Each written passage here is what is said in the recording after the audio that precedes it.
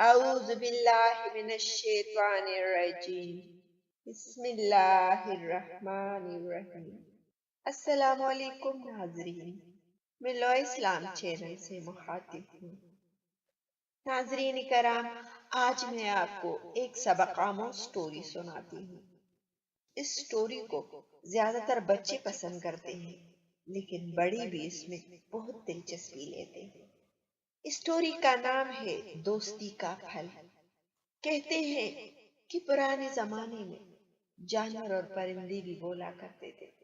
ایک دن ایک کبوتر اور ایک کبوتری دونوں دریا کے کنارے گئے اور ایک درخت پر اپنے لیے ایک خوبصورت سا گھونسلہ بنایا اور اس میں دونوں رہنے لگے۔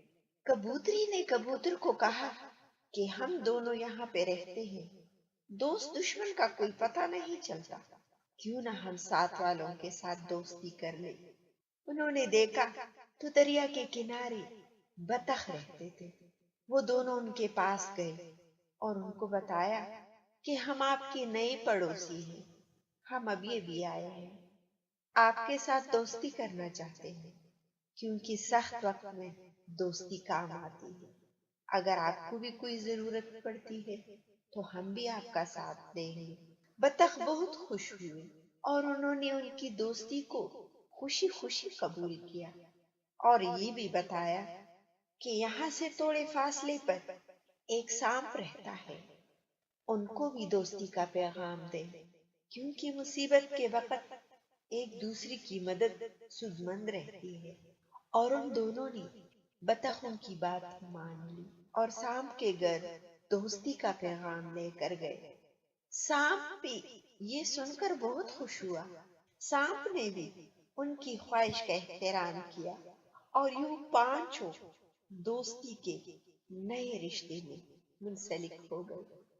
ایک دن ایک شکاری جنگل میں آ نکلا۔ جب اسے کوئی اور شکار نہ ملا تو اس نے چاہا کہ خالی ہاتھ واپس جانے کے بجائے کبوتر کے گھونسلے سے بچی ہی نکال لے جائیں۔ اندھیرا ہو رہا تھا۔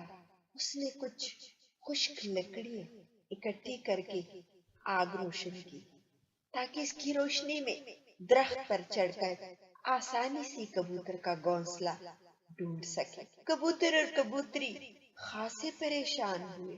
انہوں نے چاہا کہ اپنے دوستوں کو مدد کے لیے بلائے، لیکن پھر سوچا کہ پہلے اپنی مدد آپ کو ہی سنہری اصول آزمایا جائے۔ دونوں گئے اور چونچوں میں دریا سے پانی اور پنجوں میں اٹھا کر لا کر آگ پر ڈالتے رہے اور آخر کار آگ کو بجھا دیا۔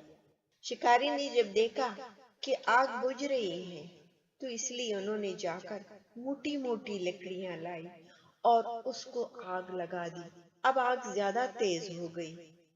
کبوتر اور کبوتری دونوں بطخوں کے پاس گئے اور ان کو بتایا۔ ان لوگوں نے دریا سے اپنے بڑے بڑے پروں میں اور اپنے چونچ میں پانی لا لا کر آگ کو بجھایا، لیکن بطخوں نے یہ بتایا کہ سانپ کو ضرور آگاہ کریں۔ آگ بجھ گئی تو شکاری نے دیکھا صبح روشنی ہوگی تو روشنی میں ہی کبوتر کے بچوں کو گھونسلے سے اتاریں گے اور وہ وہی آگ کے قریب سو گئے۔ کبوتر اور کبوتری دونوں سانپ کے پاس گئے اور ساری صورتحال سے آگاہ کی۔ سانپ نے ان کو بتایا کہ کوئی فکر نہ کرے، آپ لوگ آرام سے چلے جائیں۔ اگلی صبح جب شکاری درخت پر چڑھنے لگا تو سانپ درخت میں پہلے سے موجود تھا۔ سانپ کو دیکھ کر شکاری بہت ڈر گئے اور تیزی کے ساتھ درخت سے اترے اور ایسے بھاگے کہ پیچھے دیکھا بھی نہیں۔ کبوتر اور کبوتری نے بطخوں اور سانپ کا بہت شکریہ ادا کیا اور ان کو بتایا کہ ہمیں آپ کے ساتھ دوستی پر فخر ہے۔ ناظرین کرام، ہمیں پرندوں اور جانوروں کی دوستی سے سبق لینا چاہیے۔ امید کرتی ہوں کہ آپ کو یہ سٹوری ضرور پسند آئی ہوگی۔ آپ اپنا بہت سارا خیال رکھیے گا، اپنی دعاؤں میں مجھے بھی یاد رکھیے گا اور چینل کو لائک اور سبسکرائب کرنا نہ بھولیے گا۔ بامان خدا۔